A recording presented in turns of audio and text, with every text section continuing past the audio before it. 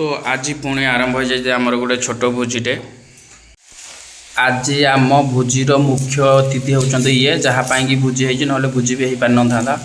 प्रथम किछिटा रसुण टिके नहीं जिवे, तापर टिके अदा नहीं चून करके काटिदेवे, तापर किछिटा प्याज टिके नहीं जिवे, तापर प्याजटा को चून करके काटिदेवे, तापर आलूटा को 4 पीस करके काटिदेवे, तापर टमाटो को छोट छोट पीस करके काटिदेवे, तापर धनिया पतर को चून करके काटिदेवे। तो सब जिनस हो जाए रेडी देखिपारे।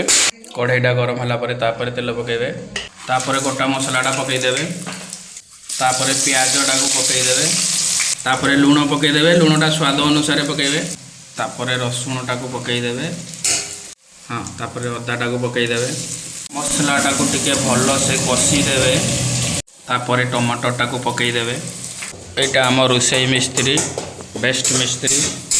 आज अतिथिर आम अवस्था देखु ये किसी समय पर आउ टे देखिए, तापर ताकू टिके निआरे ये करदेवे, ये कले सेटा भल हो जाए, टेस्ट लगे भल।